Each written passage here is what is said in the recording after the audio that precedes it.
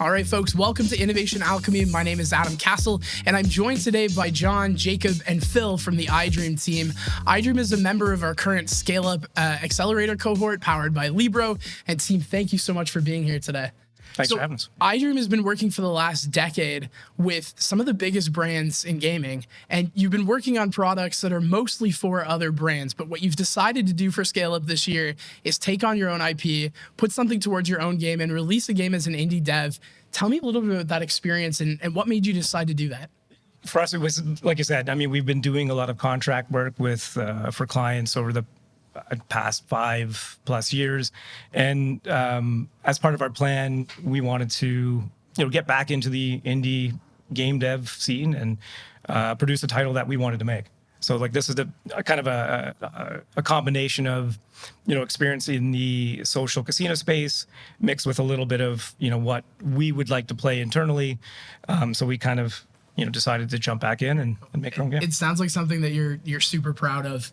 It takes a lot of that experience and puts it towards something that you're passionate about. When you have your team finally go, we really like this game, and they're like, enjoy working on it. Yeah, that's been actually a big factor in choosing to do it, because you start to kind of get deflated, kind of doing the same sort of contract stuff over and over again. Whereas this has just been something that the team has taken on. Yeah. I initially came up with the idea to mix the two, but it really was the team that has taken it, and it's evolved into something bigger and greater than what I could have ever pictured. So that's amazing. So I know going the shift, right, working with massive brands and doing stuff for other folks to doing something for your own has come with its own challenges. So John, I know you're part of the project management team on this. Maybe you could explain a little bit some of those challenges that you've encountered. Absolutely. Typically, when we receive a project, the clients usually figured it out. Right? They have everything laid out. They put it into a game design document, and we have a meeting by the time that we get there. And they're like, hey, guys, this is what we want you to build. Let's talk timelines, cost, and let's make it happen. In this case, when you're starting from the ground up, it's almost like starting a brand new startup again, where you have an idea, you're trying to figure, okay, is this a valid idea? Is this going to work? Is there market share for it? And this all happens before we even talk to the development team. Yeah. And so that's a big shift of just getting the ball rolling. And so we started with a very small team to really go over the game design aspect of what we're building. And then we got the development team involved. That's really cool. So for folks listening, tell us a little bit about the game itself. Well, it is a slot machine strategy game. So it was based on a game called Balatro, and it's what's called a Balatro-like game. And Balatro is a poker strategy game in the roguelike niche of games in the PC market. So this is a slot machine based on our years and years of doing slot machines. We said, why don't we mix those two together and see what we can do? On top of that, we decided to add a dark fantasy theme to it, which is super, kind of like Jake was saying, something that we enjoy internally, instead of always thinking of what does the market we want. We said, you know what, let's make what we want this time. So, sorry, go ahead. And I like it, just to jump on that, like with the theme, it was really allowing our artist to just finally do what he does, and him just to kind of choose the path where you want to go, where's the design going to take you. It's been, he's had to do a lot of kind of fluffy, cartoony stuff that is not his thing. So allowing the dev team, and actually the whole team, to just kind of do what they want and what they feel the game should be has been fantastic. Where in the past we've had to kind of just, you follow what the client says.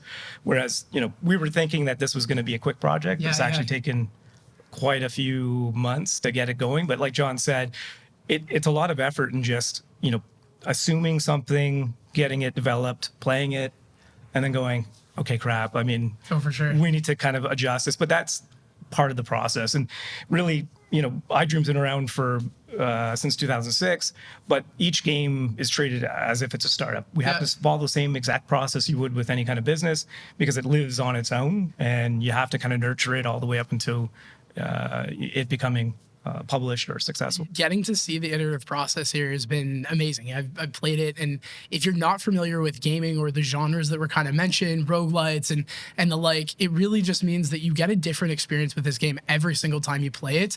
And what I really love about it is you can play it for 10 minutes and be completely satisfied and completely wrecked by the game as well. And then you can play it for 2.5 hours and have just as great of an experience and a much deeper one as well. And so it really adjusts, I think, to play style, and adjusts whether or not you're you're someone that's new to gaming and you're not quite sure how to get started with it, or if you've been playing for a while like myself since, NES on the Nintendo and you've been playing for your entire life, it offers, I think, something for everybody. So it's really cool. And another thing too is we dissected kind of the slot machine, and that was a part of the goal with this game, is to, take what we've known from the industry, and it's heavily based on RNG, and then just tearing it apart and now allowing the players to design kind of the payout, which ends up being the damage for in the game. So let's talk a little bit about milestones, right? So you've got the demo out there as of today. We're sitting here in December of 2024. What does the next 6 months look like when you guys are pitching for the Libro ScaleUp prize? Where do you want this game to be? So right now, like you mentioned, we launched the demo yesterday. We're already deep into development on what's called early access. In Steam, you can launch into early access where the game is complete but still being worked on. So you're able to buy it for a cheaper price in order to test it before it's fully done. We're planning to do that in Q2 2025. And we're right now working on adding more features and more content and just getting that ready to go. That's awesome. So as that translates in the startup world, you're really working with early adopters to see how you can get that feedback and how you can tweak it up to be the best game possible, right? Exactly. I want to think a little bit about community. Now, you're the only game company in our region, really, that does this full time. But indie developers are having a bit of a moment right now. All around the world, there's small indie dev houses that are getting so much love for the passion and the amount of expertise that they put into their projects. What does that mean, do you think, for Windsor to have a game house that's developing their own games? And what do you hope that kind of sees to create in this region? I guess some just recognition that, Windsor also has kind of a burgeoning tech community, not just the auto industry. Yeah, my hope is to just kind of, create new talent too, get people interested in coming here. It is difficult for us to find, people who are specifically, you have a lot of experience in game development, but we get the opportunity to train people to do that. So that's exciting for me. Very cool. I like it too. And I think it puts us a little bit more on the map for something different. It's a different part of our economy that we get to show off here. And also it's super cool. Like the game itself is awesome. Thank you. Yeah, for sure. So we're definitely looking to highlight it. I mean, I'm hoping that this, becomes a success for us and it does put Windsor on the map. Absolutely. It'll help find new talent. Yeah. And so looking at sort of the future, right? You guys have led this company. You've led this company for over 10 years now. But we've got a lot of companies that are earlier stage that are looking to get up to scale up. What are some of the advice and offerings and learnings that you would give to an early founder looking to take on this journey next? Understand your weaknesses. And I think that's this is why, scale has been a benefit. I mean, marketing isn't our thing. Yeah. We don't have we don't have any marketing team at all. So having some expertise outside of our comfort zone has been really beneficial. So now we have kind of an approach. We're looking at other third-party services or companies to help us kind of manage the things that we just don't know. And then from there, I mean, you'll obviously start to learn, what you should be doing from the marketing sense, because we're really just, we would just be throwing stuff out, posting on Twitter randomly. Yeah. But there's no real plan or understanding of if I post on Twitter, what does that actually, where does that end up? So having some of the outside expertise has been. Oh, for sure. I mean, great. You've always had a strategy around how you build your games, right? It's been that entrepreneurial lens of build, measure, learn, and continue to iterate. But marketing's somewhat the same thing, right? It's the same sort of machine where you have to constantly be testing and addressing, changes and challenges that you see in market and trying to reach the right customer with the right message.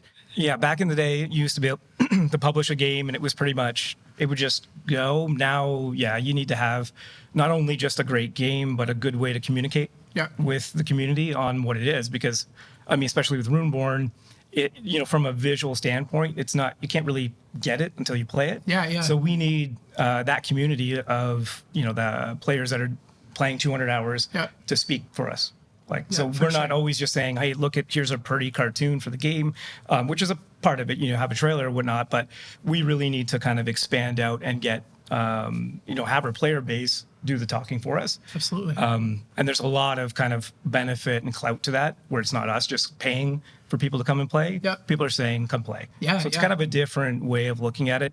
Marketing is critical. You can't just make a game anymore, or anything for that matter. You have to Yeah, the you have to have a communication right strategy behind it. Yeah, right? exactly. And the right, Yeah. the right strategy too. And everything's different. So Yeah. it's not like we're a pretty game. It's a game. It's pretty, but you have to play it. Yeah. So there's a whole different strategy that we have to do to accommodate for that. For sure. Well, gents, early access Runeborn is available on Steam. You can check out the demo now. You can wishlist it. I hope you check it out. Thank you so much. And we can't wait to see you for the pitch in February. Thank you. Best of luck to you. Cheers. Awesome. Take care, gents. Thanks, Adam. See you.